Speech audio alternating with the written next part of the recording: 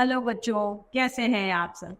आज हम हमारा पाठ गांव का जीवन को पढ़ेंगे और समझेंगे।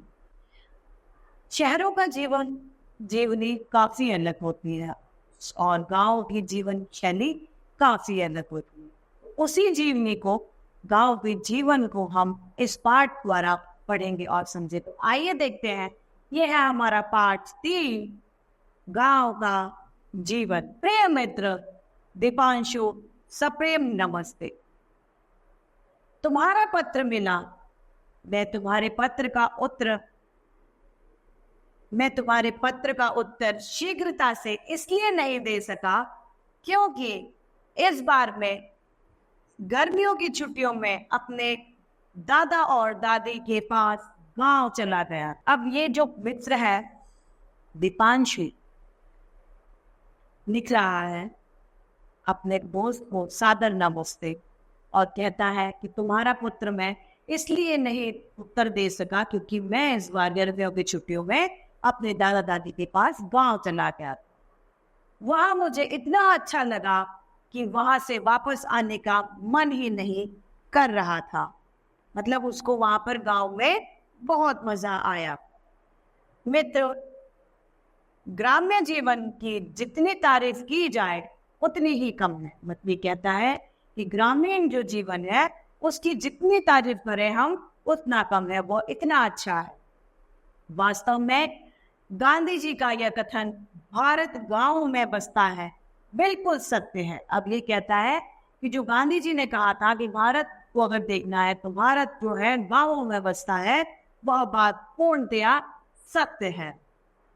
मैंने भी यह अनुभव किया कि भारत का सच्चा सौंदर्य गांव में ही है। अब वो क्या कहता है कि मैंने भी यह महसूस किया है कि भारत की जो सच्ची सुंदरता है वह गांव में ही है।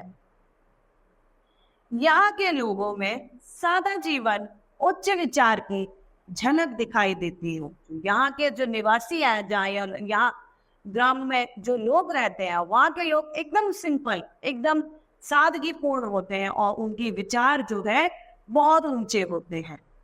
ये लोग हृदय से सीधे, सच्चे और पवित्र होते हैं। प्यार और स्नेह तो इनके अंदर कूट कूट के भरा होता है। अब गांव के लोगों की विशेषता क्या बता रहा है? ये लोग सच्चे और पवित्र होते हैं। इनके अंदर जो है धोखाधड़ी और तरीके की चालबाजी नहीं होती और इनके अंदर प्यार तो कूट कूट कर भरा होता है। छल कपट से तो कोसों दूर रहते हैं ये लोग बहुत ही ईमानदार और अतिथि का सत्कार करने वाले होते हैं। ये लोग क्या होते हैं? ईमानदार के साथ जो मेहमान आपके यहाँ आ जाते हैं उनका स्वागत के लिए सदैव तैयार रहने वाले लोगों में से गांव के लोग होते हैं। ग्रामीण लोग अधिक पैसा व्यर्थ में व्यय नहीं करते। मतलब ये ज्यादा पैसा बेफिजूल खर्ची नहीं करते। उन्हें रूखा सूखा जो भी मिल जाए खा लेते हैं। मोटा और सस्ता कपड़ा पहनते हैं।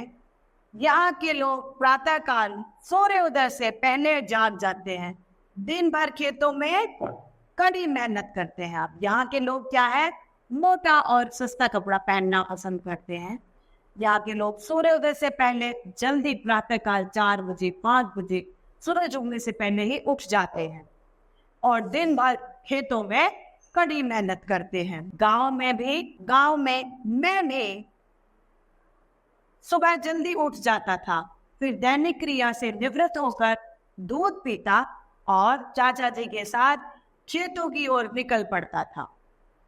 यहाँ प्रातःकाल का मौसम बड़ा ही सुहावना होता था। मतलब बहुत अच्छा लगता था सुबह का मौसम। चिड़िया चहकती थी, कल कल करती नदियां का स्वर गूंजता था। दूर दूर तक फैली हरितिमा और लहलहाते खेत जो असंतोष और सुखी मिलता है, वह धुआं उगलती चिमनियां, क्लोरीन मिले पानी, सड़कों के कोतवाल और दूषित हवा वाले शहरों में कहा। अब ये कहता है जो वहां पर चिड़ियों का चहकना और नदियों तालाब के पानी की कलकलाहट की आवाज और दूर दूर तक हरियाली वो मन को असीम शांति पहुंचाती है। उसके विपरीत शहरों में जो चिमनियां चलती हैं, उसका निकला हुआ धुआं, क्लोरीन से मिला हुआ पानी और सड़कों पर चलते वाहनों की आवाज और दूषित हवा, ये सब गांव में नहीं है, इसलिए गांव ज्यादा अच्छा है। कंक्रीट के जंगल ने हमारा सारा प्राकृतिक वातावरण समाप्त कर दिया है। गांव में ही मैंने प्रकृति का शुद्ध रूप देखा है। सचमुच जो आनंद मुझे यहाँ के बाग बगीचे और कच्चे लिपे पुते घरों से प्राप्त हुआ, वह शहर में कभी प्राप्त नहीं हुआ। गांव के घर जो होते हैं वह कच्ची मिट्टी और गोबर से मिलकर बने होते हैं, वो बड़े ठंडे रहते हैं। ये कह रहा है कि हमारे जो शहरों में कंक्रीट के जो बने घर हैं, वे उन कच्चे घरों के सामने कुछ भी नहीं है। गांव में थोड़े ही दिन रहकर मैंने यह अनुभव किया, जो किसान दिन रात मेहनत करके हमारे लिए अनाज पैदा करते हैं, वे सही जानकारी के अभाव में अपनी मेहनत का पूरा पैसा नहीं ले पाते। किसान लोग ज्यादा पढ़े लिखे नहीं होते, उन्हें लोग ठग लेते हैं, वो अपनी फसलों का उचित मूल्य नहीं प्राप्त कर पाते। वहाँ जो तरक्की होनी चाहिए शिक्षा के अभाव में नहीं हो पा रही। वहाँ के लोग मेहनत बहुत करते हैं, लेकिन वे लोग शिक्षित न होने के कारण अपनी सुविधाओं से पीछे रह जाते हैं।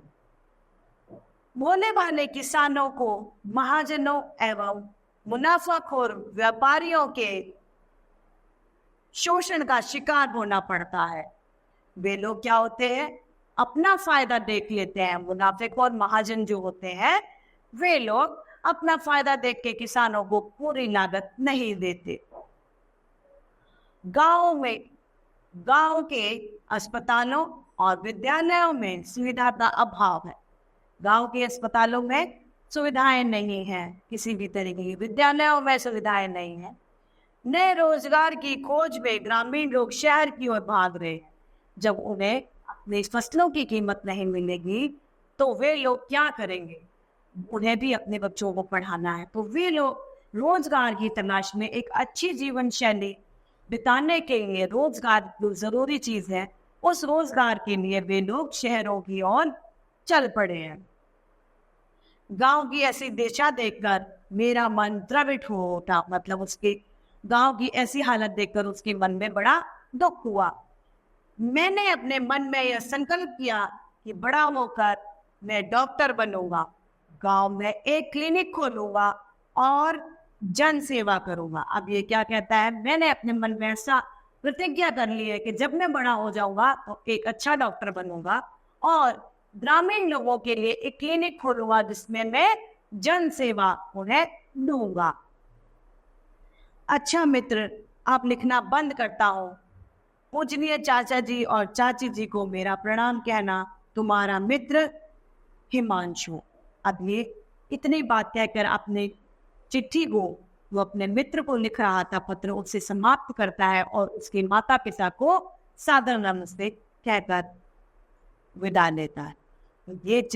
ये जो पत्र है, इसके माध्यम से हमें गांव की जीवन शैली का पता चला। गांव के लोग कितने अच्छे होते हैं, गांव का माहौल क्या है और वो किन परेशानियों से जूझ रहे हैं। मुझे आशा है आप सभी को यह पाठ ग्रामीण जीवन भले बातें से समझ में आया होगा। इस तरीके से हमारा पाठ समाप्त होता है। आज के लिए इतना ही, फिर मिलते हैं। धन्यवाद।